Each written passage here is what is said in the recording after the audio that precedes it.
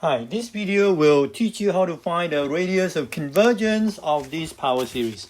First, note that this power series has center x minus c. That means it has center c equal to -1. And usually what I like to do is I draw a real line and I draw -1 on the real line. And finding the radius of convergence is asking me myself how much to the left I need to go and to the right I need to go so that the function will stay convergent. This power series function will stay convergent inside this interval.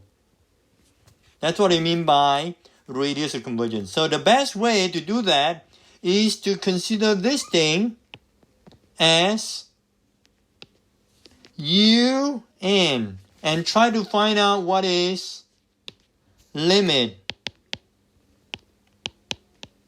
of un plus 1 over un.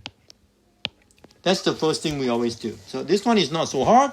The limit is equal to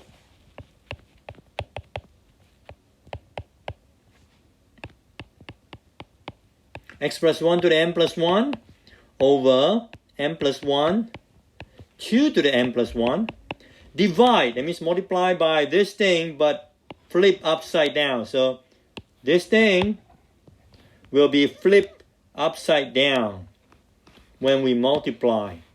So that's going to be n 2 to the n and x plus 1 to the n over here. Remember to take absolute value of the whole thing. Now we see a lot of cancellation. For example, there is n copies of 2 here and n plus 1 copies of 2 there. That means if I cancel them, I only have a 2 on the denominator. And that's what we usually do. Same thing, there are n copies of x plus 1 here and n plus 1 copies of x plus 1 there. And if we cancel, we simply have this thing being cancelled and x plus 1 is remaining. So if I were to rewrite this now, it will look like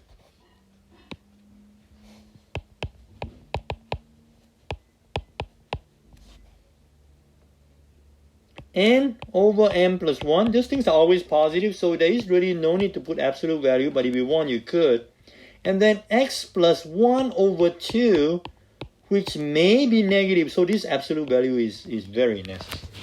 Okay, what's the limit of this as n goes to infinity? There's a technique, and that is to divide n on the numerator and n on the denominator. So we get n over n, and then we get n over n, and then here I get 1 over n. And I still get x plus 1 over 2 here. In the limit as n goes to infinity, that thing becomes 1 over 1 plus 0 times the absolute value of x plus 1 over 2. That's just nothing but absolute value of x plus 1 over 2, which is this time I'm going to rewrite as just x plus 1 absolute value all over 2, because 2 has absolute value equal to 2. So now we know what the limit is if we apply ratio test by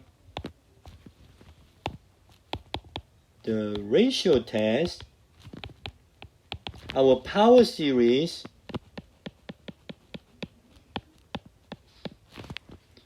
here it is, converges if that number that we got as a limit is less than 1. And we know it diverges if that number that we got as a limit is bigger than 1. Now this one can be reinterpreted as